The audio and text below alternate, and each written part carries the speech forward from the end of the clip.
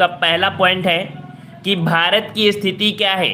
One liner में आपको जवाब देना है कि भारत की स्थिति क्या है। हमने आपको कई बार बताया है कि जो भारत की स्थिति है वो आपकी कैसी है।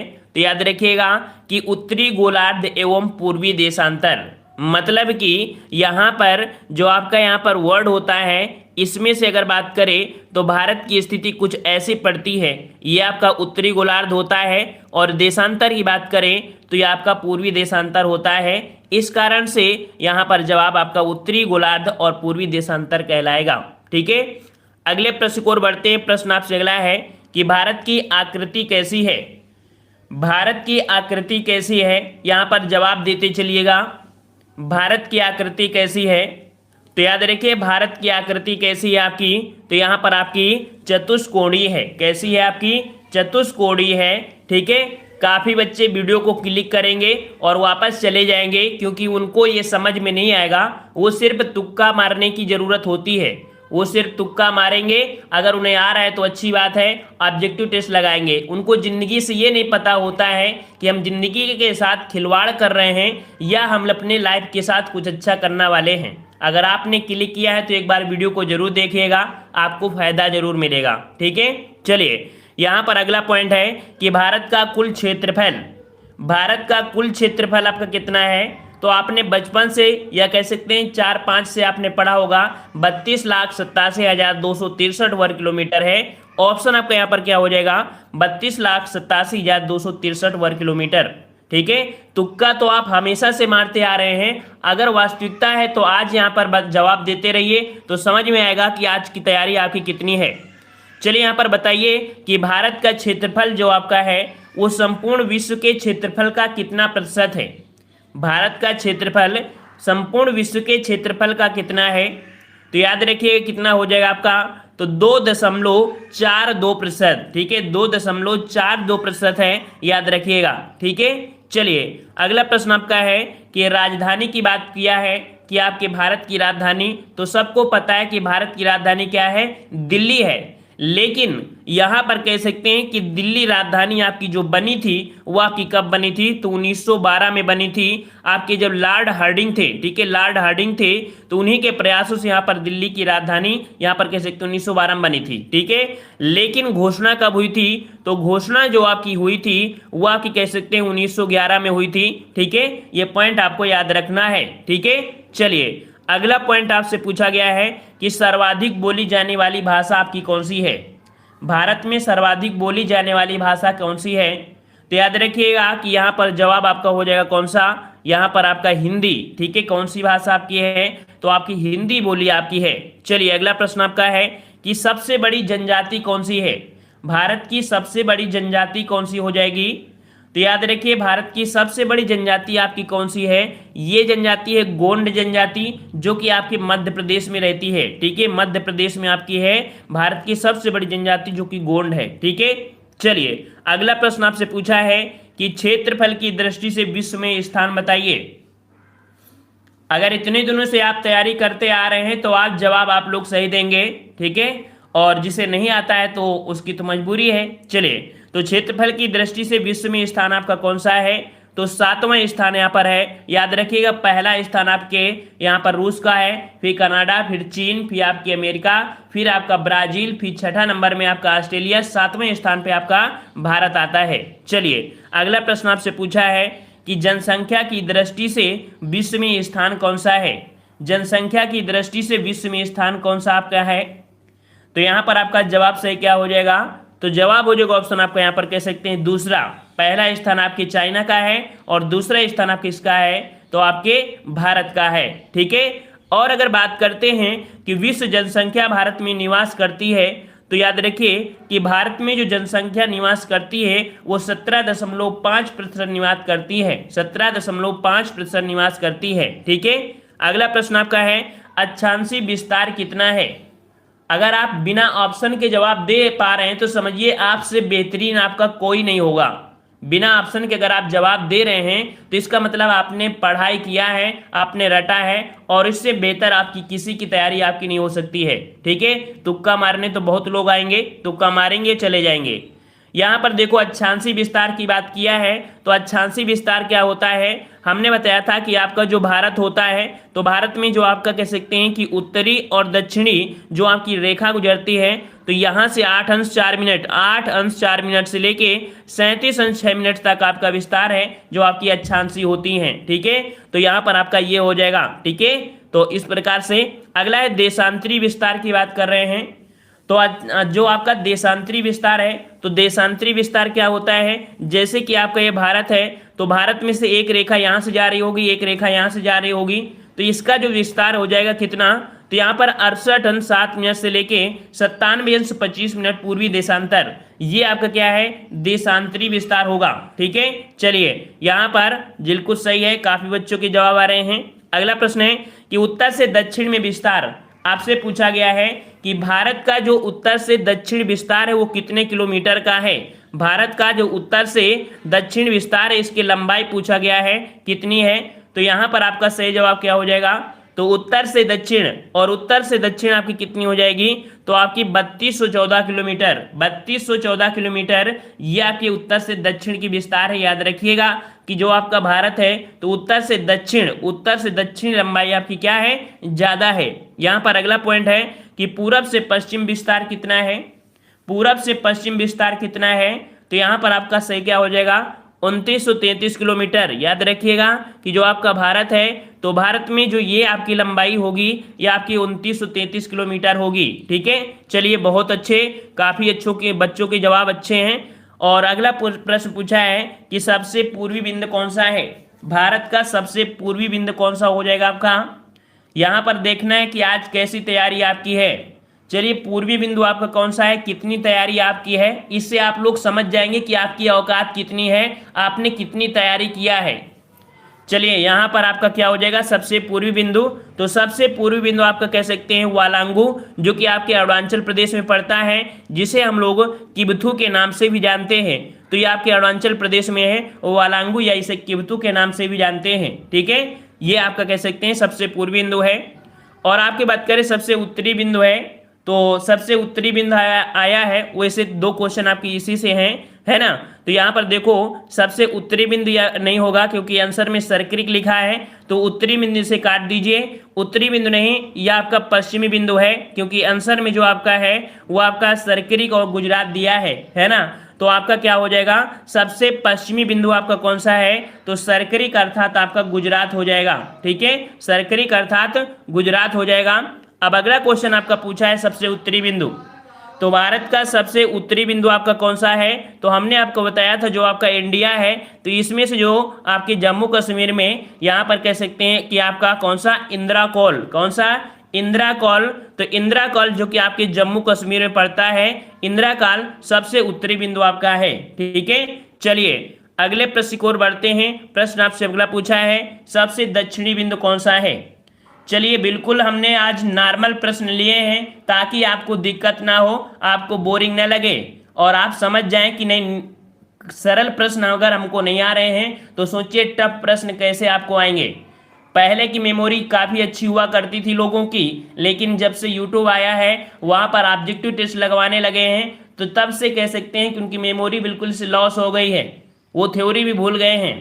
यहाँ पर देख सकते हैं सबसे दक्षिणी बिंदु क्या हो जाता है, तो यहाँ पर देखो काफी बच्चों को कन्याकुमारी आ रहा है, तो कन्याकुमारी नहीं होगा क्योंकि सबसे दक्षिणी बिंदु पूछा है, और ये भारत में कह सकते हैं कि जो आपका अंडमान निकोबार में जो निकोबार है या ग्रेट निकोबार में पॉइंट पड़ता है, जिसे हम लोग इंदिरा पॉइंट या पिग्मिलियन पॉइंट बोलते हैं, और इसे हम लोग पार्सन पॉइंट के नाम से भी जानते हैं। ठीक है, पार्सन पॉइंट के नाम से भी जानते हैं, जहां से अक्षांश रेखा आपकी 6 अंश लगभग आपकी निकलती है। ठीक है, और अगला पॉइंट आपका है कि दक्षिणी बिंदु भूमध्य रेखा से दूरी, अर्थात जो आपका इंदिरा पॉइंट है इसकी भूमध्य रेखा से दूरी कितनी है, भूमध्य रेखा से दूरी कितनी है।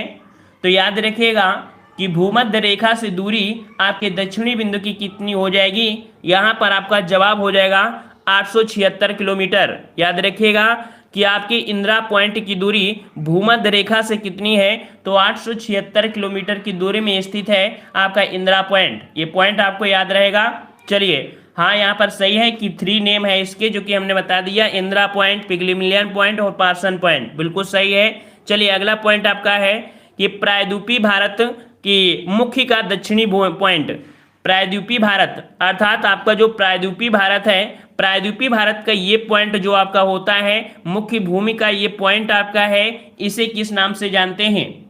इसे किस नाम से जानते हैं? तो याद रखिएगा कि कोई भी देश अगर बसा है पानी की कॉर्नर पे, पानी के कॉर्नर पे बसा है, तो उसे हम लोग क्या बोलते हैं? तो यहाँ पर केप, केप मतलब होता है एक प्रकार से टोपी। जैसे आपके अफ्रीका में केप ऑफ गुड होप है ना, तो वहां के रास्ते से जब आए थे तो इस किनारे वाले पॉइंट को केप बोला था। तो किसी भी देश में अगर इस प्रकार का किनारा निकला है पानी से तो उसे केप ही बोलेंगे। जैसे कि आपके भारत में कौन सा है? तो केप कमोरिन है। केप कमोरिन जो कि कन्याकुमारी जो आपका पॉइंट है, ये आपका हो जाएगा जो तमिलनाडु में आपके है। ठीक है, याद रहेगा। चलिए अगला पॉइंट आपका दिया है कि द्वीपों की कुल संख्या कितनी है? द्वीपों की कुल संख्या कितनी है? यहां पर बताइए भाई, द्वीपों की संख्या कितनी है? हमने टेलीग्राम पे अपडेट कर दिया था, टेलीग्राम पे अपडेट कर दिया था द्वीपों के बारे में, और आपने हमेशा से पढ़ा था कि द्वीपों की संख्या कितनी है? 247। कितनी? 247 है, जिसमें से 204 बंगाल की खाड़ी में और 43 आपके कहाँ पर है? अरब सागर में है। हमने टेलीग्राम में अपडेट कर दिया है, जहां पर आपको अरब जो आपकी बंगाल की खाड़ी है वहां पर 527 लमसम, ठीक है, कितने? 527 लमसम आपके हैं जो आपके द्वीप हैं, जिनमें से कुछ द्वीप को हम लोग गिन सकते हैं और कुछ द्वीप को नहीं गिन सकते हैं। हमने टेलीग्राम पे अपडेट कर दिया है पूरी तरीके से। ठीक है, तो आपके यहाँ पर कह सकते हैं कि टेलीग्राम पे जरूर देखिएगा। गिनने लायक जो आपके हैं, हाँ 572 आपके द्वीप आपके हैं जो आपके कह सकते हैं कि अंडमान निकोबार में हैं, जिसमें से आपके 349 हैं जिन्हें हम गिन सकते हैं, जिन्हें हम लोग गिन सकते हैं। लेकिन आपने जो पढ़ा है ये पुराना आपका डाटा है, ये पॉइंट आपको याद रखना है, हर एक डाटे से आपको परिचित करा रहे हैं। अगला पॉइंट आपका है कि द्वीपों की संख्या जो आपके लक्षद्वीप में वो कितनी है? लक्षद्वीप में अगर बात करें द्वीपों की संख्या तो आपकी 36 द्वीप है। याद रखिए, लक्षद्वीप की बात किया है, वैसे अरब सागर में आपकी कितने हैं? 43, लेकिन लक्षद्वीप की पर्सनल बात करें तो आपकी कितनी हो जाएगी? 36 हो जाएगी, जिसमें से 11 आपके ऐसे द्वीप हैं जहां पर लोग निवास कर लेते हैं, अर्थात यहाँ पर आदमी का आवागमन होता रहता है। ठीक है, चलिए अगला प्रश्न आपका है स्थल सीमा की कुल लंबाई। चलिए साथियों, इसका जवाब देना है स्थल सीमा की लंबाई किसकी है। देखना है आज 5G की रफ्तार कितनी है और 4G की रफ्तार कितनी है, किसने कितनी तैयारी कर लिया है। चलिए यहाँ पर स्थल सीमा की कुल लंबाई कितनी हो जाएगी, तो याद रखिएगा स्थल सीमा की कुल लंबाई कितनी है आपके 15,200 किलोमीटर। ये क्या होता है तो समझिए कि जो हमने आपको बताया था बचपन का सपना MBA, बचपन का सपना MBA मतलब आपका ये हो गया कि ये 7 आपके ऐसे जो पड़ोसी देश हैं जो स्थल सीमा से जुड़े हुए हैं, इनकी सीमा आपके भारत के साथ 15,200 किलोमीटर की ये आपकी सीमा बनाते हैं, याद रखिएगा। ठीक है, तो अगला पॉइंट है तटीय भाग की कुल लंबाई कितनी है। तटीय सीमा की कुल लंबाई कितनी है? चलिए देवताओं जवाब दीजिए। यहां पर आपका जवाब क्या हो जाएगा? तटीय सीमा की कुल लंबाई। तो याद रखिए तटीय सीमा की कुल लंबाई की बात किया है तो कुल लंबाई आपकी कितनी है? 7516.5 किलोमीटर। मतलब बात समझिए, कुल शब्द लगा दिया है तो इसका मतलब क्या है, जैसे कि आपका ये भारत है और भारत की तटीय सीमा जो आपकी है वो 6100 किलोमीटर है, जिसमें से अगर आप लोग यहाँ पर लक्षद्वीप जो आपका कह सकते हैं कि जो आपका ये लक्षद्वीप है और अंडमान निकोबार द्वीप है, यहाँ के द्वीपों की तटीय सीमा को कुल मिला लिया जाए तो आपकी 7516 आपकी हो जाएगी। वैसे तटीय सीमा 6100 किलोमीटर है, लेकिन जो आपका यहाँ अरब सागर में जो द्वीप है, बंगाल की खाड़ी में द्वीप है, इन सबको मिलाएंगे तो 7516.5 किलोमीटर ये दूरी बनेगी, याद रखिएगा। चलिए अगला प्रश्न है कि मुख्य भूमि के तटीय भाग की लंबाई कितनी है। मुख्य भूमि की तटीय लंबाई कितनी है? तो अभी हमने बताया था 6100 किलोमीटर होती है, यहाँ पर आपका एक जीरो ज़्यादा लगा हुआ है। ठीक है, कितना हो जाएगा? 6100 किलोमीटर ये आपका हो जाएगा जो तटीय सीमा है, जिसमें से आपके 9 राज्य, कितने 9 राज्य आपके समुद्र तट की सीमा से मिले हुए हैं। ठीक है, चलिए बहुत अच्छी बात है। अगला है कि भारतीय मानक समय, भारतीय मानक समय कौन सा है? हमने आपको बताया था भारतीय मानक समय। भारतीय मानक समय की अगर बात करते हैं तो जवाब क्या बनेगा आपका यहाँ पर? तो यहाँ पर आपका 82.5 पूर्वी देशांतर, 82.5 पूर्वी देशांतर, जो कि आपके भारत से इलाहाबाद के मिर्जापुर से निकलती है और भारत के 5 राज्यों से जाती है। कितने राज्यों से? 5 राज्यों से जाती है। पहले आपका उत्तर प्रदेश, फिर मध्य प्रदेश, फिर छत्तीसगढ़, फिर उड़ीसा, फिर आपका आंध्र प्रदेश। अगर आपने मैप में देखा होगा तो आप देखते होंगे कि इस प्रकार से रेखा आई है, उत्तर प्रदेश, मध्य प्रदेश, छत्तीसगढ़, उड़ीसा और आंध्र प्रदेश से ये आपकी भारतीय मानक समय रेखा गुजरती है। अगला प्रश्न आपका है 82.5 पूर्वी देशांतर रेखा गुजरती है तो आपके कितने राज्यों से? तो आपके 5 राज्यों से, जो कि अभी हमने आपको बता दिया है ना। चलिए अगला प्रश्न आपका है कि भारतीय मानक समय तथा ग्रीनविच समय के बीच आपका जो अंतर है वो कितना है? चलिए जवाब दीजिए यहाँ पर 5G वालों। भारतीय मानक समय तथा ग्रीनविच समय के बीच अंतर कितना है? और यहाँ पर जवाब आ रहे हैं, काफ़ी बच्चों के जवाब आ रहे हैं। यहाँ पर याद रखिएगा कि ये जो आपका अंतर है वो 5.5 घंटा का अलग है, मतलब कह सकते हैं आगे है। प्लस में याद रखिएगा, प्लस में आपका 5.5 घंटे जो आपका है समय, ये ग्रीनविच समय से आपका कह सकते हैं आगे चलता है, वही प्लस में रहता है। ठीक है, चलिए अगले प्रश्न को आते हैं। प्रश्न आपसे अगला है राज्यों की कुल संख्या कितनी है? चलिए देवी देवताओं इसका जवाब देना है, राज्यों की कुल संख्या कितनी है? हमने कल आपको अपडेट भेज दिया है टेलीग्राम पे, यहाँ पर देखना है कि आपने क्या सही तैयार किया है या नहीं तैयार किया है। राज्यों की कुल संख्या कितनी है? चलिए यहाँ पर आपका जवाब सही क्या हो जाएगा? 29 का। तो ये नहीं पता है, काफ़ी बच्चों को नहीं पता होगा क्योंकि बिल्कुल कल का ये अपडेट है और काफ़ी बच्चों के यहाँ पर 29 भी आ रहे हैं, किसी का जवाब 27 आ रहे हैं। तो याद रखिएगा कि आपके राज्यों की कुल संख्या की बात करें तो आपके 28 राज्य हैं, 28 राज्य हैं और पहले आपके 9 केंद्र शासित प्रदेश थे, अब आपके 8 केंद्र शासित प्रदेश हो गए हैं। 9 किस उद्देश्य थे? जब जम्मू कश्मीर और लद्दाख बने थे तब आपके 9 हो गए थे, लेकिन आपके कह सकते हैं 2020 में जो आपका कह सकते हैं कि दादरा नगर हवेली है और दमन और दीव है, इनको एक में शामिल कर लिया गया है। किसे? दादरा नगर हवेली और आपका दमन और दीव को एक में कर दिया गया है।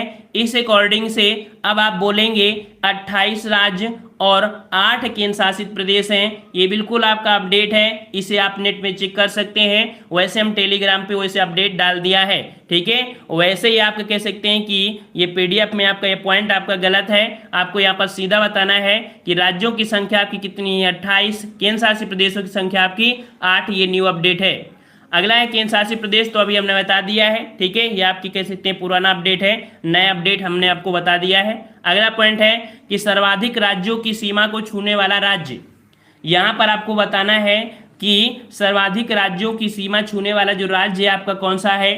सभी को पता होगा यहाँ पर इस प्रश्न का जवाब कि जो आपका सर्वाधिक राज्यों की सीमा को छूता है आपका, वो आपका है कौन सा? यूपी है। बिल्कुल सही जवाब है आपका यूपी है, जो कि आपके 8 राज्यों को छूता है। कितने राज्यों को छूता है?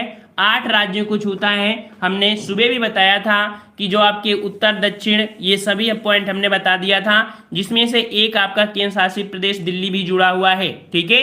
तो आपके 9 हो जाएंगे अगर केंद्र शासित प्रदेश को मिला लेंगे। चलिए अगले प्रश्न को आते हैं। कह रहा आपसे समुद्र तट से लगे राज्यों की संख्या कितनी है? सभी देवी देवताएं यहाँ पर जवाब देंगे कि समुद्र तट से लगे राज्यों की संख्या। अब आयोग पता नहीं किस उद्देश्य से इस प्रश्न को देता है, हर एक एग्जाम में ये प्रश्न जरूर देता है कि कौन से राज्य की सीमा सबसे ज्यादा लगी हुई है। अब पता नहीं उसको क्या दिक्कत है कि ये प्रश्न इतनी बार और इतनी ज्यादा बार पूछा गया है और सबको आता है, फिर भी इस प्रश्न के पीछे आयोग पड़ा रहता है ना। तो यहाँ पर आपका जवाब क्या हो जाएगा? आपके राज्यों की जो संख्या है वो आपकी 9 राज्य हैं जो समुद्र के तटीय राज्यों से आपकी जुड़े हुए हैं, ठीक है। 9 राज्य आपके हैं जो समुद्र तटीय पर आपके हैं। चलिए यहाँ पर आपका 9 हो गया। और अगला प्रश्न आपका है कि हिमालय को छूने वाले राज्यों की संख्या कितनी है? चलिए साथियों, हिमालय को छूने वाले राज्यों की संख्या बताना है। और हमने अपडेट आपको भेज दिया है कि हिमालय को छूने वाले राज्यों की संख्या कितनी होती है। तो याद रखिएगा कि हिमालय के राज्यों को छूने वाले, जो आपके कह सकते हैं कि हिमालय को छूने वाले राज्यों की संख्या आपकी कितनी हो जाएगी, 11 हो जाएगी। कितनी हो जाएगी, 11। काफी बच्चों के यहाँ पर 10 आएंगे, लेकिन नया अपडेट आप देखिएगा क्योंकि ये पॉइंट थोड़ा सा आपका एरर है। 11 आपके जो हिमालयी राज्य हैं उनमें से आपका कह सकते हैं कि आपका कौन, जम्मू कश्मीर, उत्तराखंड, असम, हिमाचल प्रदेश, मेघालय, सिक्किम, अरुणाचल प्रदेश, त्रिपुरा, नागालैंड, मिजोरम और मणिपुरी, ये आपके कह सकते हैं 11 आपके राज्य हैं जो आपके कह सकते हैं कि हिमालय से आपके मिलते हैं। ये पॉइंट आपको याद रखना है, ठीक है। 10 नहीं होंगे, हमने आपको अपडेट बताया है, पीडीएफ में गलती हो सकती है। चलिए, भारत की प्रादेशिक जल सीमा क्या है? भारत की प्रादेशिक जल सीमा क्या है? तो भारत की प्रादेशिक जल सीमा आपकी 12 समुद्री मील होती है। 12 समुद्री मील होती है। जैसे कि आपका भारत है और भारत में 2-3 प्रकार की सीमाएं हैं, मतलब 3 प्रकार की सीमाएं होती हैं। एक सीमा आपकी यहाँ पर इतनी होती है जो कि 12 नॉटिकल मील होती है, एक सीमा होती है 24 नॉटिकल मील होती है, और एक होती है 200 नॉटिकल मील, ठीक है। तो यहाँ पर आपकी जो प्रादेशिक जल सीमा है वो 12 समुद्री है। और अगर बात करें एक समुद्री मील बराबर कितना होता है, एक समुद्री मील बराबर कितना होता है, तो एक समुद्री मील बराबर होता है 1.82 किलोमीटर। आपने वैसे किलोमीटर पढ़ा होगा, 1600 मीटर में 1 किलोमीटर होता है। थोड़ा सा इसे बढ़ा देंगे तो 1800 कर देंगे तो लगभग इसके एवरेज में आपका पहुंच जाएगा, ठीक है। तो इस प्रकार से होगा। और अगला प्रश्न आपसे पूछा है कि भारत के मध्य से गुजरने वाली रेखा कौन सी है? चलिए, सभी देवी देवताएं बताएंगे कि भारत के मध्य से गुजरने वाली रेखा कौन सी है। हमने आपको हमेशा से बताया है, अगर आपका 5G नेटवर्क रहता है तो आपके दिमाग में जरूर बसा होगा कि यहाँ पर भारत के मध्य से गुजरने वाली रेखा कौन सी है। तो यहाँ पर सभी देवी देवताओं का जवाब आ चुका है। यहाँ पर कर्क रेखा, ठीक है, कर्क रेखा है, भारत के मध्य से गुजरती है। और भारत के मध्य से कितने राज्यों से गुजरती है? तो आपके 8 राज्यों से गुजरती है। कितने राज्यों से? 8 राज्यों से गुजरती है। 8 राज्य आपके कौन कौन से हैं? तो गुजरात, राजस्थान, मध्य प्रदेश, छत्तीसगढ़, झारखंड, पश्चिम बंगाल, त्रिपुरा और मिजोरम। हमने इसका ट्रिक भी बताया था। ट्रिक क्या था आपका? मित्र पर गमछा झार, मित्र पर गमछा झार, ठीक है, झार, ये आपके हैं। आप देख सकते हैं माँ से आपको मिजोरम मिल जाएगा, त्रिपुरा, पश्चिम बंगाल, राजस्थान, है ना, गुजरात, मध्य, और ये आपका हो जाएगा मध्य प्रदेश, छत्तीसगढ़ और झारखंड। ये आपका ट्रिक होता है, ठीक है। चलिए अगले प्रश्न को आते हैं। कह रहा आपसे सर्वाधिक नगरीकृत राज्य कौन सा है? चलिए यहाँ पर जवाब दीजिए, सर्वाधिक नगरीकृत आपका राज्य कौन सा हो जाएगा? तो यहाँ पर आपका जवाब हो जाएगा आपका गोवा। याद रखिए, सर्वाधिक नगरीकृत राज्य आपका कौन सा है? गोवा है। अब छोटा सा है, जिसका घर छोटा सा होता है वो लोग 2-3-4 खंड का बनवा लेते हैं, है ना। तो छोटे घर में पैसा तो इतना लगता नहीं है, छोटे घर में थोड़ा पैसा लगाओ और 2-3 खंड का बनवा लो। इसी प्रकार से यहाँ पर आपका सर्वाधिक नगरीकृत आपका कौन सा है? गोवा है। चलिए अगला प्रश्न आपका है, न्यूनतम नगरीकृत राज्य कौन सा है? चलिए न्यूनतम नगरीकृत राज्य की बात करें तो आपका कौन सा हो जाएगा? चलिए काफी बच्चों के जवाब आ रहे हैं, 5G वालों के जवाब आ रहे हैं। 3G 4G वाले क्या कर रहे हैं भाई? 3G 4G वाले भी जवाब दीजिए यहाँ पर। तो न्यूनतम नगरीकृत आपका राज्य कौन सा हो जाएगा? तो बहुत सही, काफी बच्चों के जवाब आ चुके हैं। यहाँ पर न्यूनतम नगरीकृत राज्य आपका हिमाचल प्रदेश है। ऐसे प्रश्न को पढ़कर आपकी आईक्यू, जो आपकी कह सकते हैं मेमोरी है ना, वो बिल्कुल वापस आ रही होगी कि नहीं हाँ ये बात सही है कि अगर ऐसे पढ़ेंगे तो उम्मीद है कि हमको प्रश्न रट जाएंगे और हमारी अंदर की कमियां जो छुपी हुई हैं वो कमियां भी पता चलेगी कि नहीं वाकई में हम कितने पानी में हैं।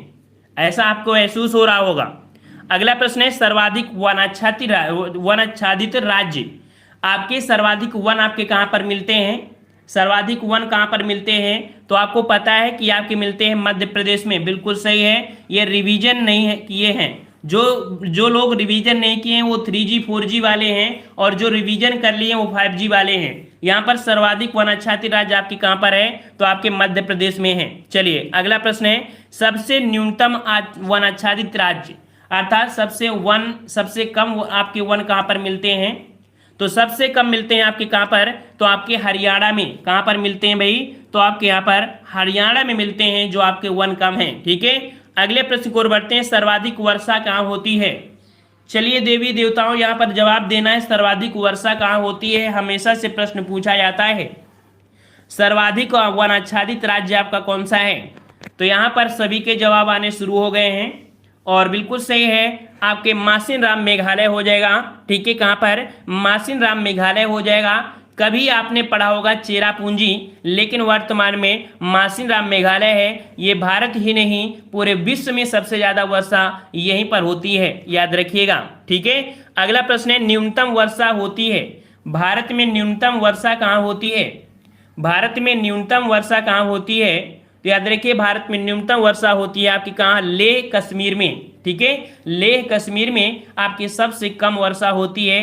बिल्कुल सही जवाब सभी का आ रहा है। अगला पॉइंट है कि सबसे प्राचीन पर्वतमाला आपकी कौन सी है? यहां पर बताना है सबसे प्राचीन पर्वत आपका कौन सा है, सबसे प्राचीन पर्वत। और यहां पर बिल्कुल सही जवाब है, जो आपका सबसे प्राचीन पर्वत है ये आपकी अरावली पर्वत। कौन सी? अरावली पर्वत है, जो कि कह सकते हैं कि आपके राजस्थान में है अरावली पर्वत, जिसका विस्तार आपके गुजरात से लेके दिल्ली तक है। और अरावली पर्वत की सबसे ऊंची चोटी आपकी गुरु शिखर होती है। ठीक है, चलिए अगला प्रश्न बताना है कि भारत के कुल पड़ोसी देशों की संख्या बताइए। चलिए देवी देवताओं, यहाँ पर आपका बिल्कुल सरल प्रश्न है, सरल टेस्ट पेपर आपका है। अगर ऐसे प्रश्न को आप नहीं लगा सकते हैं तो ये समझिए कि आप बहुत कमजोर हैं, बहुत बहुत बहुत कमजोर हैं। ठीक है, और आपको तैयारी करने की जरूरत है। यहाँ पर सबसे प्राचीन तो हो गया। भारत के कुल पड़ोसी देशों की संख्या की बात करें तो आपका जवाब हो जाएगा 9। कितने? 9। और इनमें से देखो कुल की बात किया है, कुल की बात किया है तो आपके 9 हो जाएंगे। और अगर बात करता भारत के पड़ोसी देश तो आप 7 बता सकते थे। यहाँ पर 9 किस उद्देश्य होंगे? क्योंकि 7 स्थलीय सीमा से जुड़े हैं और 2 आपकी जलीय सीमा से जुड़े हैं, इस कारण से कुल की बात करता है। तो भारत में कुल पड़ोसी देशों की संख्या आपकी 7 मतलब 9 हो जाएगी। 7 स्थलीय सीमा, 2 आपकी जलीय सीमा। ठीक है, अब इनमें से अगर बात करें कि स्थलीय सीमा से लगे 7 पड़ोसी देश कौन से हैं, स्थलीय सीमा से लगे आपके देश यहाँ पर काफ़ी बच्चों के नाम भी लिख दिए हैं। यहाँ पर देख सकते हैं कि हमने आपको बताया था बचपन का सपना MBA, बचपन का सपना MBA, यही जो आपका है, यही आपकी ट्रिक हमने आपको बताया था कि ये जो बचपन है ना, ये बचपना किसी का जाना नहीं चाहिए। जब तक ज्योग्राफी पढ़ना है इस बचपन को साथ लेके चलना है। ठीक है, और अपने MBA सपने को साथ, क्योंकि ये हमेशा आपको साथ देगा। तो आपको याद रखिए, आपका पाकिस्तान, अफगानिस्तान, चीन, नेपाल, भूटान, बांग्लादेश और म्यांमार ये आपकी स्थलीय सीमा से लगे हुए हैं। ठीक है, चलिए अगला पॉइंट आपका है कि जलीय सीमा से लगे 2 देश कौन से हैं? जलीय सीमा से लगे 2 देश आपके कौन से हैं? इसका जवाब देखना है कि इसका जवाब सही आ रहा है। और उम्मीद है कि 5G वालों का जवाब बिल्कुल पहले से आ जाएगा। यहाँ पर आपका जवाब क्या हो जाएगा? जलीय सीमा। जलीय सीमा से आपके लगे हुए आपके कौन है? तो श्रीलंका है और आपका मालदीव। ठीक है, श्रीलंका और मालदीव ये आपके जलीय सीमा से लगे हुए आपके देश हैं, जो कि आपके हिंद महासागर में स्थित हैं। ठीक है, चलिए यहाँ पर म्यांमार नहीं होगा, म्यांमार तो आपका स्थलीय सीमा से है। ठीक है, यहाँ पर श्रीलंका और मालदीव ये आपके हैं। ठीक है, अगला पॉइंट आपसे पूछा है कि जल एवं स्थल सीमा से लगे पड़ोसी देश। यहाँ पर जल से और आपके स्थल सीमा, ना पूर्णतः ये स्थलीय में आए, ना पूर्णतः ये जलीय सीमा में आए। आपको बताना है ना ही ये पूर्णतः जलीय सीमा हो, ना ही पूर्णतः स्थलीय सीमा से लगे हों। ये आपकी कौन से हैं? तो याद रखिएगा कि आपके 3 देश हैं जो आपके पड़ोसी देश हैं। आपका बांग्लादेश, बांग्लादेश में आपको देख सकते हैं कि आप नदी आती है ब्रह्मपुत्र, ब्रह्मपुत्र आपकी नदी आती है। ये देखो आपके भारत में भी और आपके बांग्लादेश में। म्यांमार भी है आपका और पाकिस्तान, ये आप कह सकते हैं ये 3 हैं जो आपके जल थे और स्थल सीमा से लगे हुए हैं। ठीक है, अगला प्रश्न आपका है कि भारतीय उपमहाद्वीप में सम्मिलित है। अगर आपने कभी हाई लेवल की तैयारी किया हो या अगर आपने कोचिंग में पढ़ा हो कि अगर आपने सर ने पढ़ाया हो कि भारतीय उपमहाद्वीप किसे कहा जाता है, भारतीय उपमहाद्वीप अगर आप पहली बार पढ़ रहे हैं तो इसे नोट कर लीजिएगा, स्क्रीनशॉट ले लीजिएगा कि भारतीय उपमहाद्वीप किसे बोलते हैं। तो याद रखिए भारतीय उपमहाद्वीप किसे बोलते हैं? जहां पर आपका भारत हो, पाकिस्तान, बांग्लादेश और नेपाल एवं भूटान, इनको मिलाकर बनता है आपका क्या, यहाँ पर भारतीय उपमहाद्वीप। ठीक है, तो यहाँ पर याद रखिए, देखिए एक पॉइंट याद रखने वाली बात है कि पाकिस्तान और बांग्लादेश, यहाँ पर पाकिस्तान तो है ही, लेकिन बांग्लादेश को हम लोग क्या बोलते थे, पूर्वी पाकिस्तान। तो एक पॉइंट ये हो गया कि पाकिस्तान के साथ आपका ये पाकिस्तान जिसे हम लोग पूर्वी पाकिस्तान कहते थे, और इधर आपके पास पास में कौन है, नेपाल और भूटान। तो ये इन चार को आपको याद रखना है, इनको हम बोलते हैं भारतीय उपमहाद्वीप। ठीक है, चलिए अगला प्रश्न आपका है कि भारत को श्रीलंका से अलग करता है, भारत को श्रीलंका से जो अलग करता है वो आपको कौन सा अलग करता है। चलिए यहाँ पर जवाब सही क्या हो जाएगा, और आपका जवाब यहाँ पर आपका याद रखिए, भारत को श्रीलंका से, बिल्कुल सही है। काफी यहाँ पर 5G लोगों के जवाब आ रहे हैं, और यहाँ पर आपका जवाब हो जाएगा पाक जलमरुमध्य एवं मन्नार की खाड़ी। ठीक है, पाक जलमरुमध्य एवं मन्नार की खाड़ी है जो कि कह सकते हैं भारत और श्रीलंका को अलग करते हैं। और यहाँ पर कह सकते हैं कि एक आपका जो द्वीप है पंबन द्वीप, इसी पर आपको देखने को मिलता है। ठीक है, धनुषकोडी से आपका स्टार्ट होता है जो आपका सेतु है। ठीक है, अगला पॉइंट है कि भारत की सबसे लंबी अंतर्राष्ट्रीय सीमा किसके साथ लगी है, तो भारत की सबसे लंबी अंतर्राष्ट्रीय सीमा आपकी किसके साथ है, तो यहाँ पर आपका सही जवाब क्या हो जाएगा, तो आपका बांग्लादेश के साथ। ठीक है, यहाँ पर आपका क्या हो जाएगा, बांग्लादेश हो जाएगा, बिल्कुल सही है। अगला प्रश्न आपका है भारत की सबसे छोटी अंतर्राष्ट्रीय स्थल सीमा। चलिए यहाँ पर देवी देवताओं, यहाँ पर जवाब दीजिए कि सबसे छोटी अंतर्राष्ट्रीय सीमा जो आपकी है यह आपकी कौन सी है, वो भी स्थल सीमा आपकी। चलिए बताइए ये पेपर किसका है, तो देखो ज्योग्राफी आप जो पढ़ रहे हैं, आप किसी भी एग्जाम में बैठिए, ऐसे ही प्रश्नों से आपको गुजरना पड़ेगा भाई। ठीक है, आप किसी भी एग्जाम में, और छोटे मोटे एग्जाम में तो यही पूछा जाएगा, पुलिस एग्जाम में यही पीछे न पूछा जाएगा।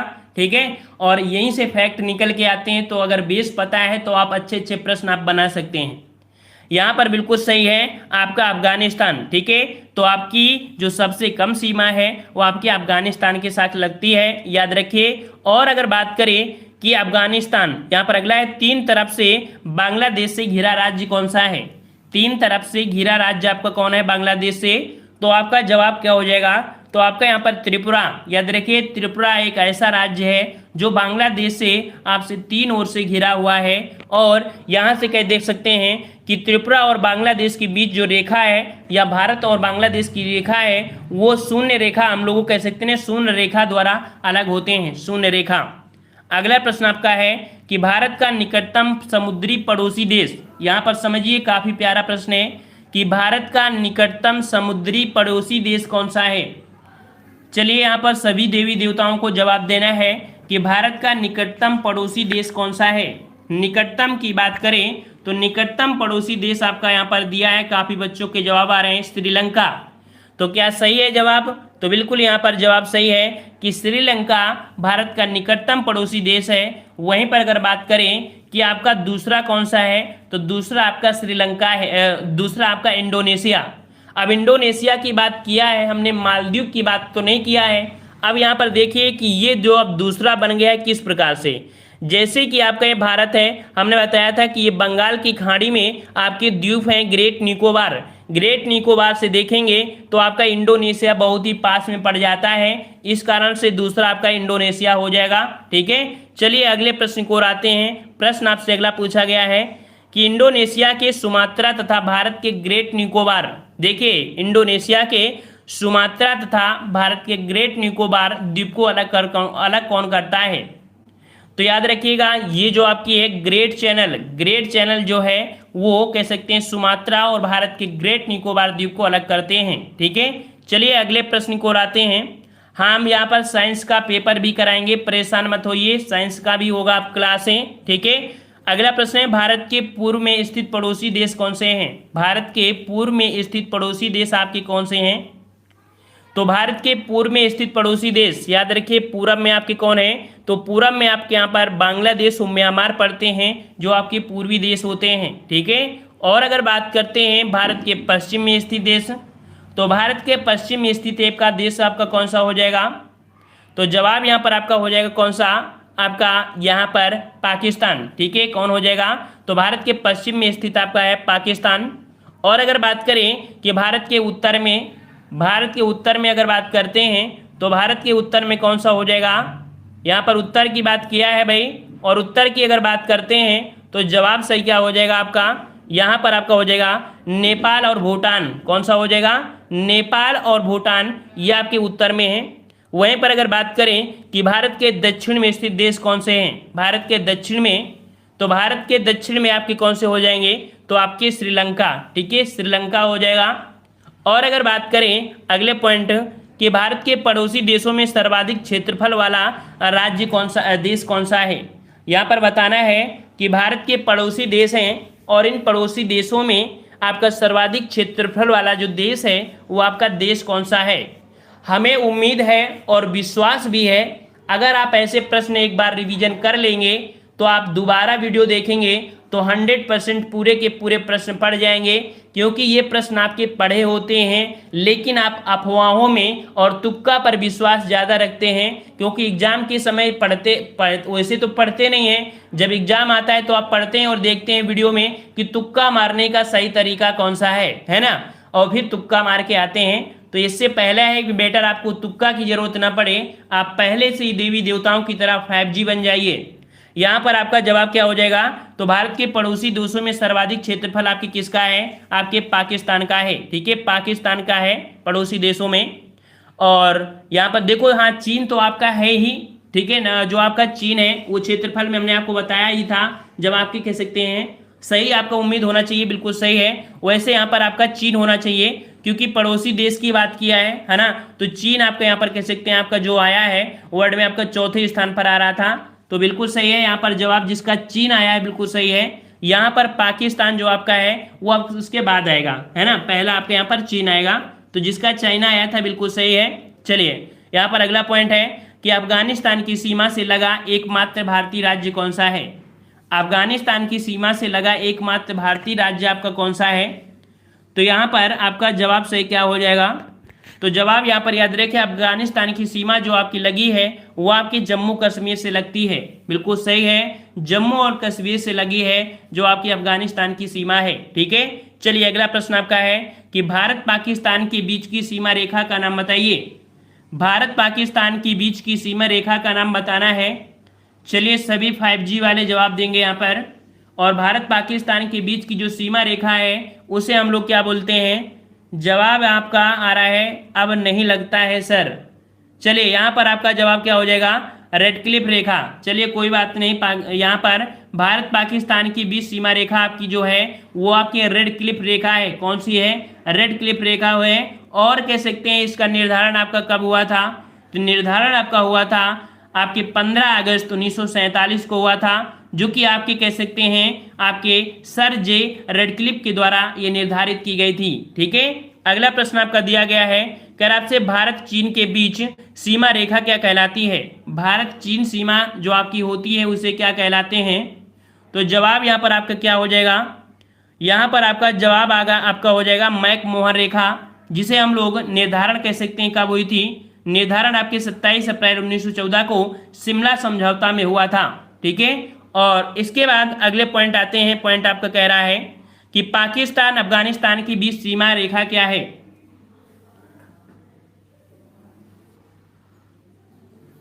चलिए यहाँ पर आपका क्या है, पाकिस्तान अफगानिस्तान के बीच सीमा रेखा आपकी कौन सी है, तो यहाँ पर आपका जवाब हो जाएगा डूरंड रेखा। डूरंड रेखा आपकी हो जाएगी जो कि आपके 1896 में, ठीक है, 1896 में यहाँ पर आपका कह सकते इसका निर्धारण किया गया है। और यहाँ पर काफ़ी बच्चों के, यहाँ पर कुछ बच्चे का कमेंट आ रहा है संजू का कि ओवर एक्टिंग आ गई क्या, सब्सक्राइबर हो गए क्या, तो भैया हमने बता दिया, अगर 2 बच्चे भी जुड़े होंगे हम 2 बच्चे को भी पढ़ाते हैं। अगर आप पहली बार आए हैं तो शायद अगर आप पहली बार हैं तो आपको ऐसा लग रहा है संजू जी, हमारे चैनल में हम 2 लोग भी आते हैं तो भी पढ़ाते हैं, सब्सक्राइबर की हमने यहाँ पर एंट्री कभी नहीं किया है, ठीक है, और ना व्यू की करते हैं। अगर हमने क्लास रख दिया है तो हम हमेशा क्लास पढ़ाते हैं, शायद आप कंफ्यूज हैं, ठीक है, और हो सकता है कि आप वही 3G 4G की श्रेणी में आ रहे होंगे।